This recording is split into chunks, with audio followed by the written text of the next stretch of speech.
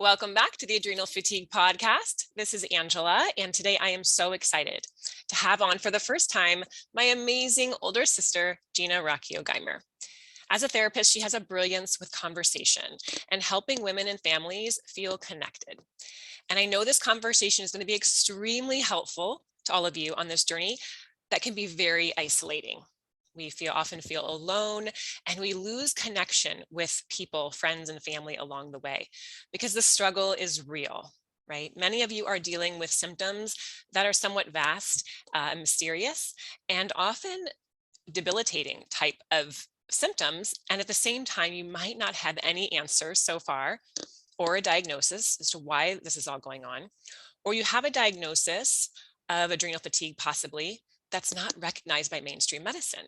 So maybe your partner or loved one are skeptical, thinking that you're a hypochondriac, crazy. I've been called all the things. Many of us are told it's all in our heads, and that can take a toll on us, right? So all of this can be harder if we're not getting the support and the compassion from our partners, our loved ones, family, and friends, making the journey even harder, more lonely, and more isolating. So today I wanted to talk specifically and have Gina guide us through some ideas on how to talk with our loved ones in a way that they can hear it. And I'm certain that you will walk away from this conversation with insights and tools to have better conversations so you feel more supported on this journey. We so want that for you. So I want to tell you a little bit more about my sis. Gina is a licensed clinical social worker who received her master's degree in social work from the University of Denver and a bachelor's degree from the University of Missouri-Columbia. In addition to her private practice, Gina has provided mental health services to youth and adults in hospitals, schools, residential treatment centers, and public health settings. She provides a compassionate and caring environment that helps foster personal growth and insight. Gina's approach is strength-based, trauma-informed, and client-centered. Gina utilizes brain spotting and other somatic modalities to treat issues like trauma, anxiety, and life transformations. Gina feels passionate about working with caregivers, whether that's moms, teachers, healthcare workers, or empaths. She has specialized training in treating perinatal mood disorders and has over 12 years working with moms and life-changing transitions to motherhood and beyond. Thank you so much for being here, Gina. Thank you so much for having me. I'm so excited to be here with you today on your podcast. It's a first, but not the last. So absolutely, yes. Let's dive into this conversation. I'm curious on where you would start with a client who is feeling so alone on this healing journey. Yes. And I think, I just want to, first of all, validate that it can really feel alone. And one of the things that I really want for anyone that I'm working with, and really want for everyone, is to have them have a strong support system. So I think that is truly the first and most important step. And this can be in whatever way serves them best. So whether it's therapy, whether it's group support, or even joining online communities. I think it is invaluable to connect with others who are experiencing the same challenges that you are. And most importantly, we heal in community and connection, and we cannot do it alone. That I was just reading the Empath Survival Guide by Dr. Judith Orloff. And, she really talks about how many people that suffer with adrenal fatigue are empaths.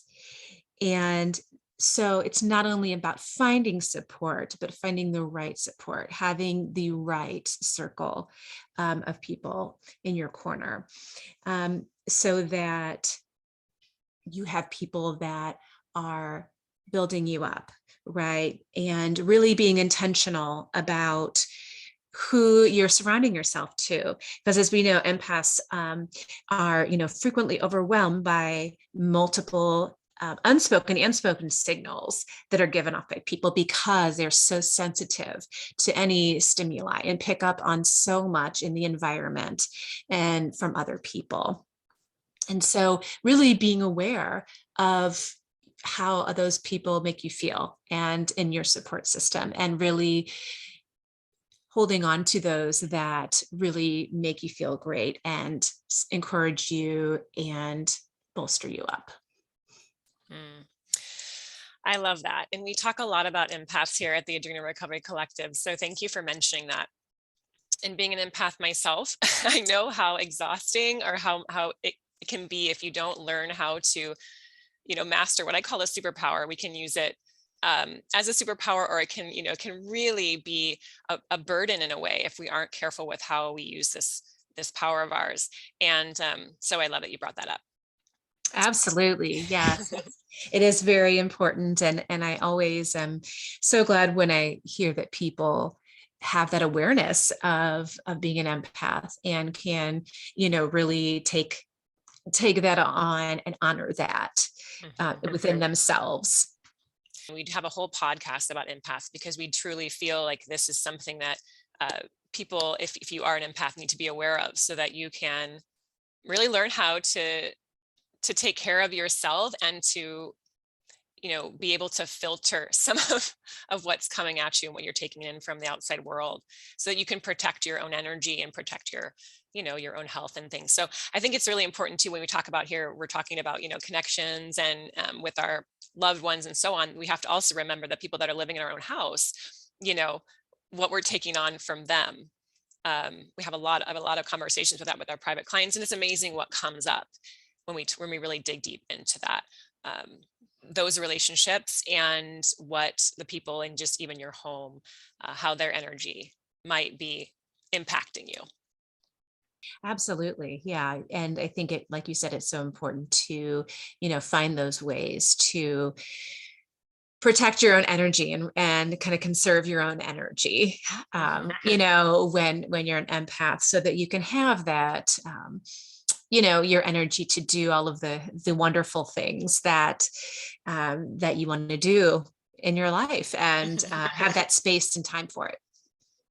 Absolutely. Love it. Okay, so can you talk a bit more about how you would help someone who is suffering from, or how you do currently, from a chronic illness and that isn't really getting much support, let's say from their partner? Yeah. So, and I think that especially when it's something that is not is not physically seen, then it can be a lot more difficult, right? With like, as with adrenal fatigue, it can be a So lot more true. difficult. And so I think, what I advise usually is to really get clear for yourself what type of support you're wanting or needing from your partner. And when we reflect on this for yourself, it helps you to communicate, and specifically about what that would look like. So oftentimes, family members or partners may want to help, but they're not sure how to do so. And especially when things aren't visible. And so I think it's very important to remember that, we really can't get all of our needs met from one person either. And so we really have to be realistic about the support that one person can give us, even if they're our partner. Right. So providing education also from a reputable website or a book can also help, maybe your partner to understand, so that, maybe they're also getting that information from another source. And maybe they can kind of process it and read that on their own time. Pointing them to resources and really getting clear on what kind of support they need. And I think that's so important. Like, I'm just thinking, for instance, my relationship with my husband, it's like, he thinks I need advice, or I should, he wants to solve it, right? When a lot of Yes. times we just want to be heard, right? We just want the Mhm. space to bounce something. And so really, like, what is that? What do you really want from that person? That is just such an important step. Yes. And I think, because I think you're right. I think absolutely what I hear happens all the time with couples is that, the tendency is, and, it's a generalization, of course, but the tendency is that, men tend to want to offer solutions and think that you might be coming to them for solutions when really maybe all you want to do is just to be heard and you just want to be validated. So when you can state that up front, then they know, right? And it can also take the pressure off of them to feel like they have to provide a solution that you don't even want. Yes, I love it. Or I'm thinking of like, yeah, just making a list, right? Wouldn't that, I think that would be Mhm. helpful. Like, do you need help with meal support? Do you need help with, child care? Do you need help with, maybe it's, getting dressed in the morning? Yeah, because sometimes it's even just, yeah, like you said, maybe more practical support, Hmm. Hmm. right? Like, I just need you to help, with the laundry, Yeah. or, I'm so exhausted that if you could take over this chore, that would mean a lot to me. Yeah. And we have a lot of people in our community, and some of our private clients right now where, yeah, I mean, their partners are taking a lot on for them, a lot of stuff around the house, and doing a lot of the things so that they can just be really focused on the recovery. Some people don't have that um, advantage, but some do, and isn't it nice if you could at least ask and be clear about what you need so that you can get closer to finding those people that are going to be on your team, like you said. Yes, and I think writing it down Hmm. is really helpful because I think, whenever we write down something on paper, it just helps make it clearer for us, right? And, it kind of takes sometimes, our head is swirling with all of these thoughts and things we need to do. And so if we can put it on paper, it has a place to go. Making getting clarity and writing something down, getting it out of your head is such an important step, especially for clarity. Yeah. Definitely. Okay, cool. So, I'm thinking about this, and I'm thinking about, that sometimes, because, my husband and I have, even though we're not in the adrenal fatigue, struggle right now anymore, it's other things, right? It's kids, it's, whatever challenges we're going through. And even a partner, who I have is very supportive. These conversations and bringing these things up can be quite awkward sometimes, which I think is so interesting. It's like, where do you start? Right. And sometimes just that, like, initial one line, is like sometimes the hardest. And so you avoid it for a really long time. So I would love some tips. And I think our listeners would love to know more about how you would approach that. Yes, yes. Yeah, and I think just it can be awkward, right? It can be hard to start those conversations and we can get really in our mind about how it's going to go and, what the outcome is going to be. And, so I always say first off, I think showing yourself some compassion with a situation, being able to acknowledge that this is hard and there's a lot of feelings about it, whether it's, anxiety, worry, um, maybe even, some level of fear, but knowing that, it does require vulnerability, right, to start these type of conversations. And I think really trying to give yourself some grace about doing that, um, because a lot of times, these are things that a lot of people won't talk about at all, right? So, they just won't talk. So the fact that you're wanting to have this conversation and you're wanting to connect, I think, you should give yourself credit, for being brave and being willing to be vulnerable and start this conversation. And also getting clear about what you want to say and what you want to get out of the conversation can help. So, again, we were talking about before, like, is it understanding? Is it validation? Is it support? Is it practical help? And it can really calm our nerves down to write, again, writing down what you want to say, but it also helps you be more prepared. So, maybe really just writing down, here are the statements that I want to share with this person. And something that's really been helpful, that I learned about is thinking about three things when you approach a conversation. So the first one is considering how you want to feel after the conversation. Okay, so if you want to feel a sense of relief or a sense of connection, what would it take for you in that conversation to feel that way? Now, of course, we can't, control how the other person responds, but we can at least say, okay, if I know I say this on my end, I'll feel good about it. And then we want to look at how you want the other person to feel. Okay, how do you want the person when they're walking away from the conversation? How do you want them to feel? Um, and typically it's that, we want the other person to feel good about it as well. We want them to feel heard. We want them to walk away, you know, knowing how we feel and trying to communicate that clearly. And then the last thing is also how you want to feel about the relationship after the conversation, right? So that's a little bit different than how you want individually for both of you to feel. So, typically you want to walk away from the conversation feeling, maybe more closeness, more connection, right? And so what would that look like in order to do that? And again, knowing you have no control over how the other person might respond, it can help you guide that conversation for yourself. Oh, I love that. It's so good. Oh, I got so many good ideas in there, even just from a mindset perspective, right? Like really just thinking about like, what do I want to create here?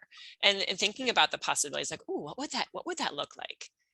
And staying in a place of, because you were mentioning earlier, it's like we go to this place of like, oh gosh, this is going to be really hard. We build it up in our head as this, really challenging thing that it's going to be hard and maybe it won't go very well. But I think this sort of almost brings a little of light to it of like, oh, maybe there is something I can do. I have a little bit more control about how this conversation is going to go if I just think about, you know, what I want and what I want, the partner to walk away from. Like I'm thinking I would want my partner to walk away with, to feel compassion and feel sympathy and maybe empathy. Yes. you Mhm. know those are the things, Yes. that's what we want them to feel. So how can we actually make the conversation, how can we guide the conversation so they walk away with those feelings instead of feeling, we are going to talk about this probably later, like threatened or offense, on the defense, right?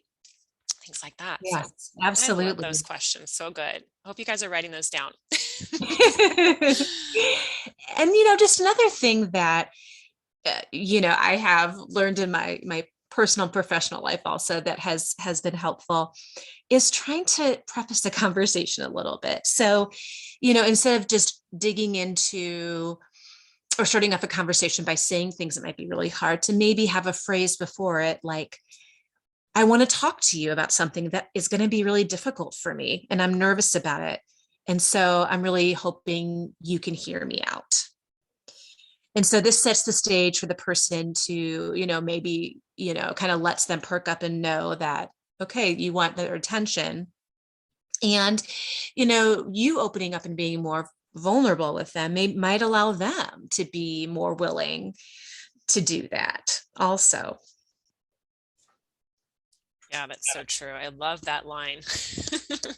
I want to talk to you about something that's difficult for me to bring up and I'm nervous about it. It is really good.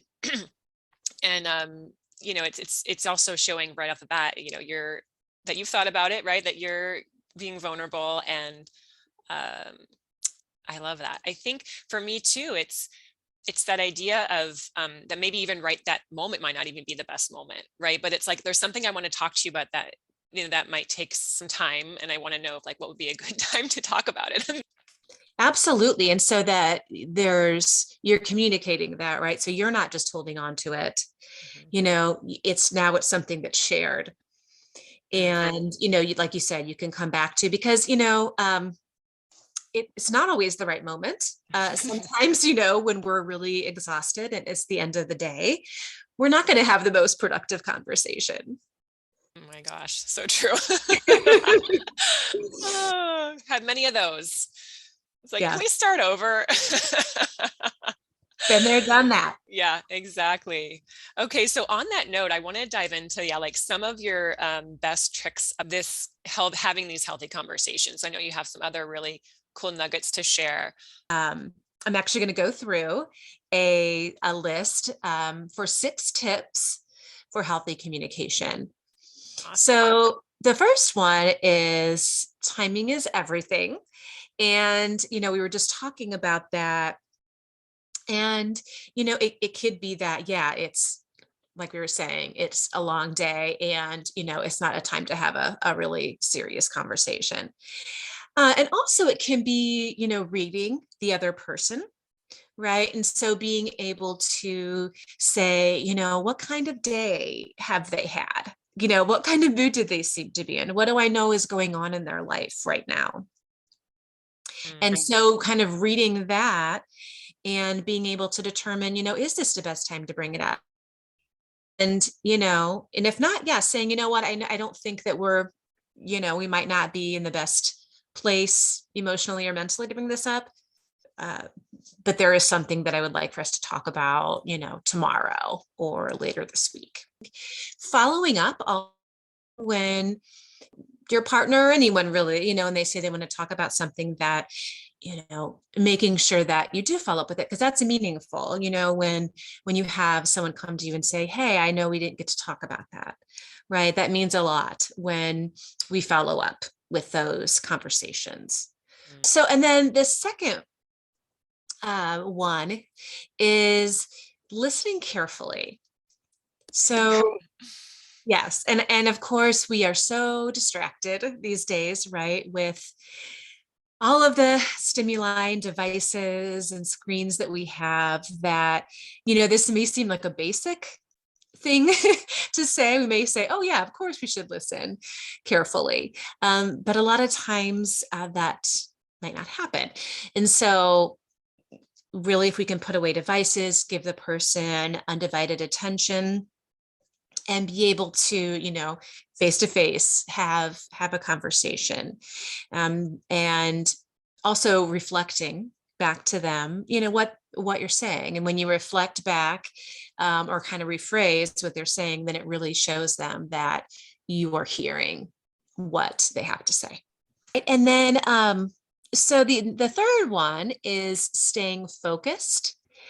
And so what that really means is to really focus on the matter at hand and what the discussion is about. They're discussing it this day at this time, and keep it within that. And so not to bring up the past, because what happens is the conversation can get very sidetracked, and it can turn into this whole thing about reliving past things and totally derail the current conversation that could be productive. Good point. It's easy, right, to go there, and especially if you have resentment or other issues. My husband, I just had one of those conversations the other day. He's like, you're still holding on to that? Like, I thought you were over this, and it took away from what we were really trying to talk about at the moment. So such a good point. Yes. And, sometimes when we have some unresolved things, sometimes those feelings do come up, and those are certainly okay to have those feelings. And at the same time, we can maybe say, well, that's another issue. And we can, maybe we can talk about that after, but let's really stay focused on about in this conversation. So this, the whole point of the conversation doesn't get totally pushed to the side. Awesome. So those are those three. Good. I'm excited to hear number 4. Yes. So number 4 is own what's yours. I want to know more about that one. Yeah. So when I say that, I really am talking about taking responsibility for your words, your actions, right? For how you're showing up in the relationship, or, in life some way, right? So it can be very easy to, to put blame on other people. And sometimes it can be sometimes hard to see where we are. So we just have to be real with ourselves about what is our part in the conflict or lack of communication, because this can also do wonders in a relationship, right? When you're able to, we'll say, it's like, own your shit, Yep. And I think it's such a huge part of, being in a healthy and mature relationship is to say, I know that I have my own stuff. We both have our own stuff, and I'm not going to pretend like I don't, right? So sometimes helps the other person to own theirs also. And number 5 is trying to see the other person's point of view and trying to respond with empathy when they voice that point of view instead of defensiveness. And this can be really hard. This, because when sometimes we feel like we want to defend ourselves, we feel like we have to protect ourselves in some way when we feel like we're being criticized. And so if we can pause in those moments and try to really hear the point they're making, as opposed to saying, oh, well, you do this too, or or arguing with them about, the frequency with something happens, so really trying to pause in those moments and really trying to understand what they are saying and what they're trying to get across to you. That's really, really good. I love it. And Okay. then the last one is using I statements. So when we want to get our point across, I think what's most helpful is for us to state how the other person's action may have affected us and how we feel. Because sometimes what happens when we're angry, say things like, well, you never do this, or you're always doing that. And when we accuse people, then they feel like they have to defend themselves, right? The conversation ends up turning into accusations and defensiveness. And so when we can use an I statement instead, it's going to be much more better received. So for example, an I statement you could use would be, I feel frustrated when you don't listen to me because it makes me feel ignored. And then kind of another add-on to the I statement is to also say a request. So I would like for you to listen and give me your attention for a few minutes. So important. I statements are wonderful. So thank you. And I love the add-on too. Um, so love it. Yeah, absolutely. Oh, and then one other one is that if you need to take a break in a conversation, it is absolutely okay to do that. Sometimes things get heated, and sometimes we just need to be able to take a breath, maybe walk away for a few minutes and come back, especially when we feel like it's getting to the point where it is not productive. And so when we give ourselves and our partners that space to be able to process, it can really help to redirect and refocus, as opposed to pushing on and trying to work through it and have more and more frustration. So, you can say something like, I just really need a break right now. I'm feeling overwhelmed. And, we can come back and talk about this later, but I really need a break. Wow, that's one that kind of I didn't even think about, to be honest. And I think it's really good and it's really important. And even for us who are struggling with just daily energy too, right? Conversations can be taxing, right? Absolutely. Yes. Yeah, emotionally and mentally. And so I think that's such a good one that you brought up. So that was bonus number 7. So those were amazing. I love those 7 tips. So thank you for strong, healthy communication. Yes, you're welcome. Happy to help. We have a lot of people come to us with, struggling with their relationships. And so I know this is going to be really, really helpful. I want to let the audience know where they can find you. You can find me on Facebook at Wellness Within Counseling. My website is wellnesswithincounselingstl.com. So please feel free to reach out to me, and I'm happy to answer any questions or offer any resources. Awesome. Thank you so much, Gina, for your wisdom and guidance today. Oh, you're welcome. It was my pleasure. It's so fun to be able to be on the podcast and do this with you. I know. Good, Yay. Thank you so much, everyone out there, for listening. And if you enjoyed this episode, please give us a 5-star review so others out there who are going through a similar situation like you, who are struggling and needs community and connection, like we've been talking about, can learn more about this podcast and not feel so alone. Thanks, everyone.